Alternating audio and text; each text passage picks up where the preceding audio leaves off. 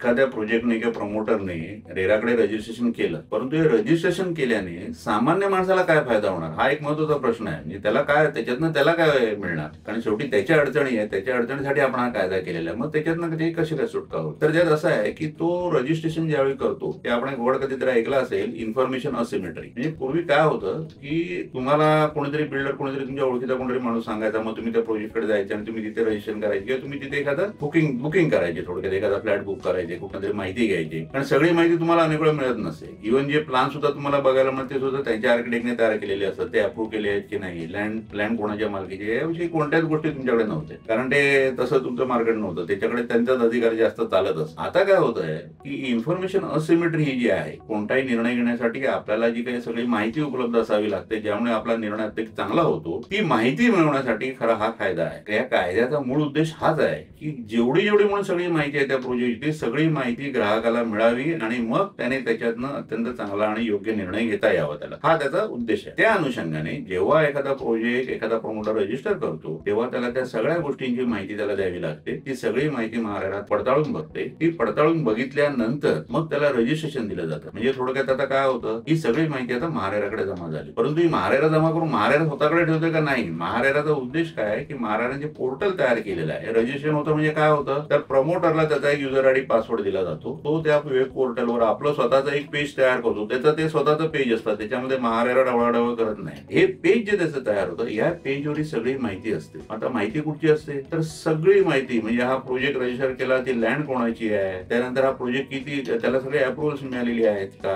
त्याच्यावर कोणाचं लोन आहे का, त्या प्रोजेक्टचं अग्रीमेंट काय आहे, त्याचं अलॉटमेंट लेटर काय आहे, ही सगळी माहिती जी ग्राहकाला हवी असते ती सगळी माहिती त्याच्यावर उपलब्ध असते. ती ग्राहकाला सगळी बघता येते. निव्वळ बघता येत नाही तर तुम्ही ती डाउनलोड करून घेऊ शकता, ती तुमच्या कोणातरी तज्ञाला दाखवू शकता, वकिलाला दाखवू शकता, सीएला दाखवू शकता आणि त्यांचं ओपिनियन घेऊ शकता आणि मग तुम्ही तुमचा निर्णय घेऊ शकता. हा मोठा एक ऍक्च्युअली गेम चेंजर स्टेप आहे, कारण यापूर्वी ही माहिती कधीच ग्राहकाला उपलब्ध होत नव्हती. ग्राहक अंदाजेच कोणाच्या ओळखीनेच ते एखादे काम करत होता, परंतु आता मात्र तो स्वतः समृद्ध असू शकतो या माहितीने, आणि त्याला काही त्याच्यामध्ये संदेह असेल तर तो स्वतः त्या प्रमोटरकडे पण जाऊन चौकशी करू शकतो त्यांच्या सेल्स ऑफिसमध्ये की ही बाब अशी आहे, तुम्ही असं म्हणताय परंतु इथे असं लिहिलेलं आहे. कारण कोणतीही चुकीची गोष्ट प्रमोटरने तिथे करता कामा नये, अन्यथा त्याचं रजिस्ट्रेशन देखील रद्द होऊ शकतं कुठच्या चुकीच्या गोष्टी जर त्यांनी दिल्या असतील तर. म्हणून हे रेराचे रजिस्ट्रेशन हे ग्राहकासाठी अत्यंत महत्वाचं आहे.